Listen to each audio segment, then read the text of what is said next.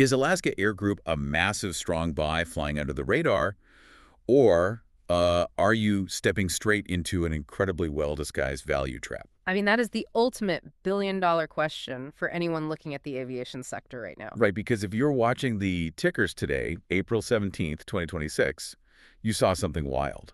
Alaska Air Group, ticker ALK, just experienced this like massive intraday surge. We're talking about a 13.84% jump. Yeah. Leaping from its previous close of $41.15 all the way up to $46.85. Exactly. And, this wasn't some quiet, low liquidity bump that happens when nobody's looking. The volume was Oh, it's immense. absolutely a mess. Like 5.19 million shares traded hands today, which completely blows past their 10-day average of about 4.4 million. It's a total stampede. And when you look at the timeline, it's entirely driven by the calendar. I mean, we are exactly 3 days out from their highly anticipated Q1 2026 earnings report. Right, dropping on April 20th. Exactly. The market has been holding its breath. And today, a massive wave of traders just, well, they decided they couldn't afford to wait on the sidelines anymore. Which brings us to our mission for this deep dive. We're taking the financials, the technical indicators, the insider trading activity, and we're laying it all out on the table to figure out what is actually driving this stock. Yeah, we need to know if this is real. Right, we need to determine if this sudden rally has genuine structural runway or if it's just a short squeeze about to stall out. Because looking at that chart today, a 13.84% daily jump on a legacy airline is an anomaly. Oh, for sure. It's thrilling for the passengers, the investors, but we have to ask, are we pulling up because we've got a brand new jet engine, or are we just catching a temporary updraft before gravity kicks in? Well, to figure that out, we have to start by looking at the instrument panel, Okay, lay it out. the technical indicators, and the real-time market data that drove today's specific price action. Because, I mean, you don't get a 14% jump in a single session without tripping a lot of algorithmic wires. So let's start with the immediate momentum. The stock gapped up at the open today to $43.72, and it hit some incredibly stiff intraday resistance right around $47.30. Yeah, that was a tough ceiling today. And to put that in the broader context, the 52-week range for Alaska Air is $33.03 at the absolute bottom and $65.88 at the peak. Right. So at today's close of $46.85, we're sitting firmly in the middle. Yeah, the moving averages look great right now. Both the 50-day, which is at $40.76, and the 200-day at $39.05, they are flashing clear buy signals. Okay.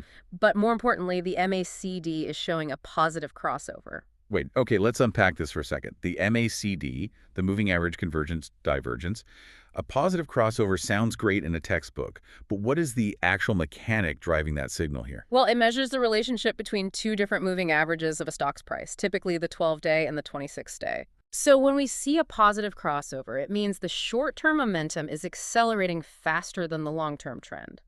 The stock isn't just moving up, the rate at which it's moving up is increasing. Okay, I follow the acceleration argument, Yeah. but then I look at the RSI, the Relative Strength Index. Yeah. It tracks how overbought or oversold a stock is Mhm. over a 14-day period. And right now, the 14-day RSI for Alaska Air is sitting at a perfectly neutral 46.32. Right, right. So if the stock just rocketed nearly 14% in a single day, how is the RSI still neutral? Shouldn't the speedometer be redlining right now? Or does this just show how beaten down the stock was before today? What's fascinating here is that despite a nearly 14% intraday jump, the stock isn't technically overbought yet. It seems like a paradox. But it comes down to how RSI functions mathematically. Or just how? It's a look-back metric. Before today's massive gap up, Alaska Air was struggling. It was trading down near those moving averages. The sheer force of today's 5.19 million shares buying in didn't push the stock into overbought territory. It simply erased the previous downward stagnation. Oh, wow. So today wasn't a breakout into euphoric territory. It was just the stock violently catching up to its baseline. Exactly. And because the RSI is only at 46, technical traders are seeing that there could be plenty of room to run before hitting the critical 50% Fibonacci retracement level, which is sitting up at $49.45. Got it. And for those unfamiliar, that Fibonacci line is just a psychological and algorithmic line in the sand where big institutional players are programmed to take their profits. Yeah, that's the resistance point they're watching. Okay, so the technicals show us what the stock is doing, but to understand why the market is so hyped, We have to look under the hood at the fundamentals. Right, the actual business.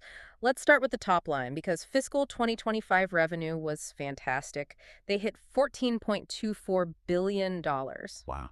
Yeah, that is a 21.3% increase from their fiscal 2024 revenue. Total assets also grew to 20.36 billion. 21% growth in airlines is staggering. You don't see that top-line expansion unless you are rapidly capturing market share. And the catalyst for all this momentum really stems from what they did in their Q4 earnings.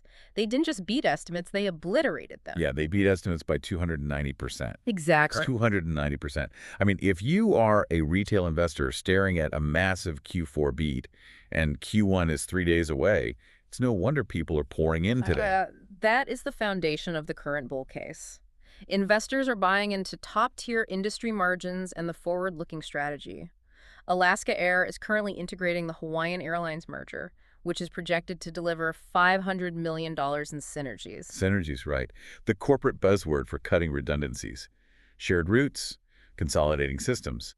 $500 million in savings is a massive carrot for Wall Street. It is. Plus, they just launched Tailsight, a new AI-powered maintenance platform. Predictive maintenance is a game changer for operational efficiency. Okay, but here's where it gets really interesting.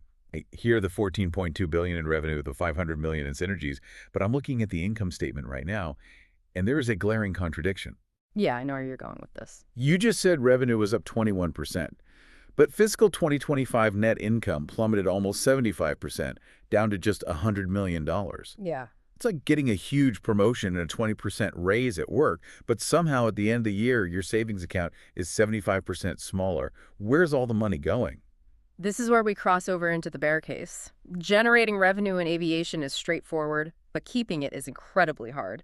That drop is the result of massive operational headwinds. Like what? What specifically is eating the cash? First, fuel. They have severe volatility in West Coast fuel prices. Second, labor. The industry has seen massive renegotiations of union contracts. And third, the upfront costs of that Hawaiian Airlines merger. Integrating two entirely different fleets costs an absolute fortune in the short term. So the top line looks great, but the actual business is bleeding. And that bleed becomes really obvious when we look at the balance sheet. Exactly. Cash from operations dropped 14.4% to $1.25 billion.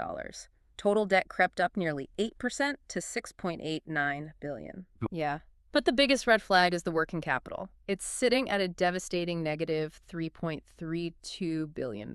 Wait, negative $3.32 billion. Yes, and that's actually worse than 2024's negative $2.39 billion. Okay, so negative $3.3 billion. At what point does a working capital deficit that large actually ground the airline? Is this just a standard quirk of airline accounting where you sell tickets in advance? Yeah. Or is this a giant flashing red check engine light that retail investors are ignoring? If we connect this to the bigger picture, you can see why retail traders often get trapped here. Right. Yes, the accounting plays a part because of air traffic liability, meaning they hold cash for flights they haven't flown yet. But a $3.3 billion negative working capital means massive liquidity pressure. Because if fuel prices spike between when I buy my ticket and when I fly, they still have to fly me, but now it costs them way more. Precisely. They have an incredibly thin margin for error. It's a race against time to realize those Hawaiian merger synergies before the debt becomes unmanageable. So we have incredible revenue growth fighting against massive liquidity risks. It's no wonder the financial world is completely divided on what this stock is actually worth.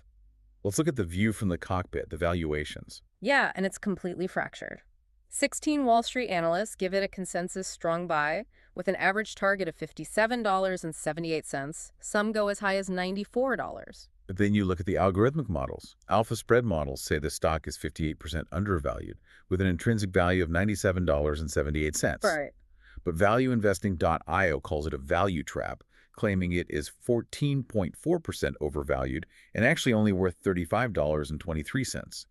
How do two models get $97 and $35 from the same data? Alpha spread weights growth metrics like that 21% revenue jump. Value investing penalizes risk heavily, looking at that massive negative working capital and the $6.89 billion debt. Okay, the algorithms are confused, but let's talk about the insiders, the people with the actual internal data. Yes, this is the ultimate bear signal. While analysts scream buy, the insiders have been aggressively selling. In the last 90 days, insiders were net sellers to the tune of $2.65 million. specifically? In February 2026, CFO Shane Tackett sold $1.37 million worth of shares, around $57.15. And CCO Andrew Harrison sold over $311,000, around $56.63. So what does this all mean? Wall Street is telling you it's going to $97, but the chief financial officer, the guy who literally writes the budget, is dumping his shares at 57. Yeah. It's like the captain putting on a parachute while telling the passengers over the intercom that it's a perfectly beautiful day to fly. Shouldn't we follow the smart money? Well, it strongly implies they perceived $57 as a valuation ceiling. They know the fuel exposure, the merger costs, the labor issues. And meanwhile, retail investors are piling in today at $46.85. Which brings us to the synthesis of all this. The short-term outlook is incredibly bullish due to pure momentum and high hopes for the April 20th earnings call. But the long-term outlook remains a cloudy mix of neutral to bullish, entirely dependent on surviving the liquidity crunch and executing the Hawaiian Airlines merger perfectly. Exactly. So whether you're a retail trader looking for a quick momentum play ahead of earnings or a long-term value investor hunting for a bargain, Alaska Air Group represents the ultimate tug-of-war between high-flying revenue and heavy, debt-laden baggage. It really does. And this raises an important question for you to consider. If the CFO and CCO treated $57 as the ultimate ceiling to cash out, and retail investors are buying the hype today at 46, what happens on Tuesday morning if that highly anticipated earnings report misses the mark? Are you buying a ticket to the moon or just buying the executive's exit liquidity?